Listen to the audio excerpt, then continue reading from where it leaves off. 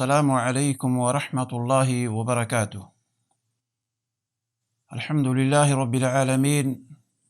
والصلاة والسلام علی سید الانبیاء والمرسلین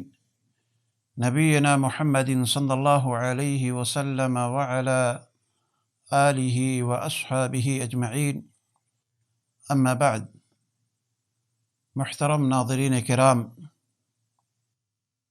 اور خواتین و حضرات، ہر طرح کی تعریف و توصیف اور حمد و ثناء اس وحدہ لا شریک لہ کے لیے لائق و سزاوار ہے، جو پوری کائنات کا خالق و مدبر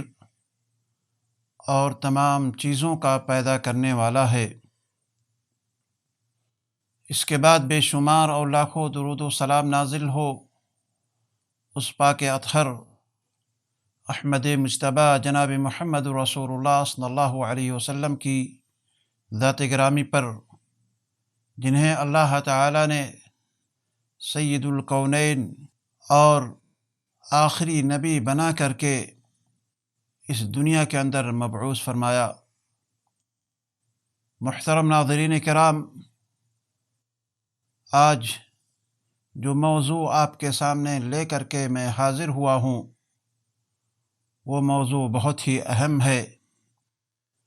اور آپ کو معلوم ہونا چاہیے کہ یہ ایک سیریز میں شروع کر رہا ہوں جو بچے کی پیدائش سے لے کر کے انسان کی وفات تک کے مختصر اور بہت ہی اہم معلومات لے کر کے ان تمام ویڈیوز کے اندر ہم آپ کے سامنے آتے رہیں گے۔ اسی سیریز کا یہ پہلا حصہ ہے جس میں ہم آپ کو یہ بتانے کی کوشش کرنے جا رہے ہیں کہ جب بچے کی پیدائش ہوتی ہے، اور خاص طور سے وہ بچہ جو ابھی اپنی عمر کو، جو ماں کے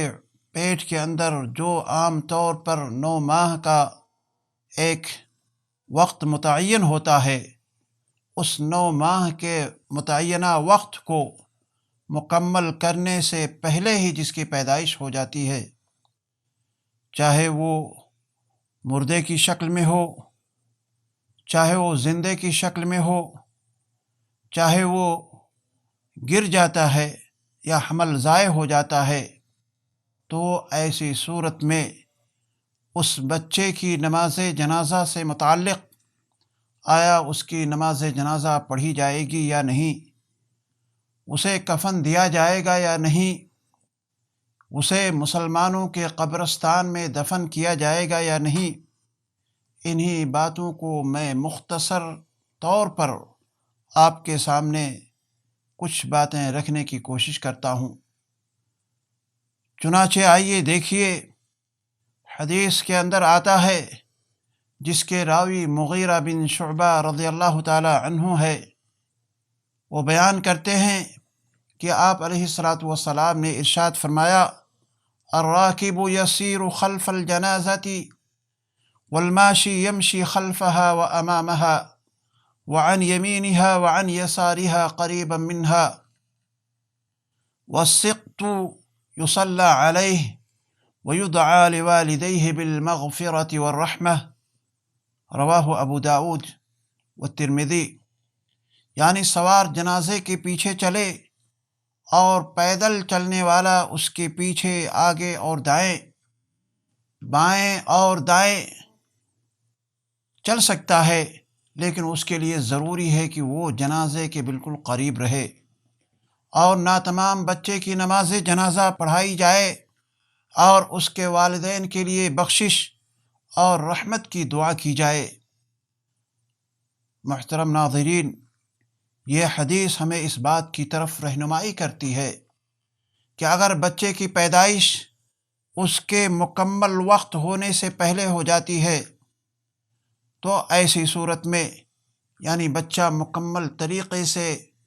کامل طریقے سے اس کی تخلیق نہیں ہو پاتی ہے، اس کے ہاتھ، پیر، سر اور تمام اعضاء مکمل نہیں ہوتے ہیں، ایسی صورت میں اگر بچہ ساقط ہو جاتا ہے تو ایسی صورت میں دیکھا جائے گا کہ اگر وہ 4 مہینے اس کے ہو گئے ہیں تو 4 مہینے کے بعد، جیسا کہ حدیث کے اندر آتا ہے کہ اللہ کے نبی صلی اللہ علیہ وسلم نے ارشاد فرمایا کہ پہلے 40 دن کے اندر وہ نطفے کی شکل میں ہوتا ہے، یعنی جو منی ماں کے پیٹ کے اندر جاتی ہے، رحم کے اندر، وہ اسی شکل میں ہوتا ہے، اور اس کے بعد اتنی مدت کے اندر ایک جمع ہوا خون ہوتا ہے، یعنی 40 دن ایک جمع خون کی شکل میں ہوتا ہے، اور تیسری مدت میں ایک خون کا لتھڑا رہتا ہے۔ پھر اس کے بعد اگر 40 کو 3 میں آپ نے ضرب دے دیا تو ایسی صورت میں وہ 4 مہینے ہو جاتے ہیں۔ اگر 4 مہینے کے بعد یہ صورت پیدا ہوتی ہے کہ بچہ ساقط ہو جاتا ہے اور اس کی پیدائش ہو جاتی ہے، اور ایسی صورت میں اگر وہ چیخ نہیں مارتا ہے، آواز نہیں نکلتی ہے، تو ایسی صورت میں ہمیں حکم دیا گیا ہے کہ ہم اس کی نماز جنازہ پڑھیں، اسے غسل دیں اور اسے مسلمان کے قبرستان میں دفن کریں۔ اس چیز کو علامہ البانی رحمہ اللہ نے بھی اسی بات کی تائید کی ہے اور اس حدیث کو صحیح قرار دیا ہے۔ آپ دیکھیں گے احکام الجنائز و بدعہا کے اندر انہوں نے اس چیز کو ذکر کیا ہے۔ چنانچہ علامہ البانی رحمہ اللہ کی عبارت یہ ہے کہ اس حدیث سے ظاہر ہوتا ہے کہ نہ تمام بچے کی نماز جنازہ اسی صورت میں پڑھی جائے گی جب اس میں روح پھونک دی جاتی ہے، اور پھر روح پھونک دینے کے بعد پھر وہ بچہ فوت ہوتا ہے، یعنی وہ بچہ پھر مر جاتا ہے، اس کے 4 ماہ مکمل ہونے پر روح پھونکی جاتی ہے۔ اب آپ غور کیجئے کہ ہمارے معاشرے کے اندر ایک بات بہت ہی ایسی رائج ہے کہ اگر بچہ ساقط ہو گیا، چاہے وہ 4 مہینے کے بعد بھی ساقط ہوتا ہے، تو ایسی صورت میں وہ لوگ کہتے کیا ہیں؟ یہی بات کہتے ہیں کہ اس کو نہ تو کفن دینے کی ضرورت ہے، نہ غسل دینے کی ضرورت ہے، بلکہ اسے نہ تو قبرستان میں لے جاتے ہیں بلکہ کسی بھی عام جگہ پہ لے جا کر کے اسے دفن کر دیتے ہیں۔ یہ طریقہ کسی طرح سے صحیح اور درست نہیں ہے۔ صحیح اور درست طریقہ یہ ہے کہ ہم ایسے بچے کو جو 4 مہینہ اگر وہ ماں کے پیٹ میں ہوتا ہے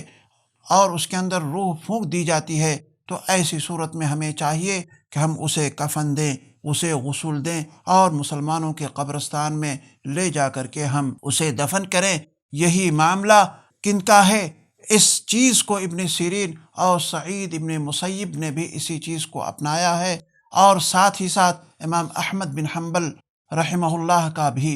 یہی رائے ہے۔ اسی چیز کو ہمیں اپنانا چاہیے۔ البتہ وہ روایتیں جس کے اندر آتا ہے کہ نہیں، اگر بچے کی آواز نکلتی ہے، پیدائش کے بعد وہ چیخیں مارتا ہے، تو ایسی صورت میں ہم اس کی نماز جنازہ پڑھیں گے۔ اس طرح کی جو بھی روایتیں ہیں وہ ناقابل حجت ہیں، کیونکہ وہ ضعیف یا موضوع روایتیں ہیں۔ ہم اللہ تعالیٰ سے دعا کرتے ہیں کہ اللہ تعالیٰ ہمیں اور آپ کو ان باتوں پر عمل کرنے کی توفیق عطا فرمائے، اور جو صحیح چیز ہے اس چیز کو ہمیں اپنانے اور اپنے معاشرے کے اندر اسے نافذ کرنے کی اللہ ہمیں توفیق بخشے۔ وآخر دعوانا ان الحمد للہ رب العالمین۔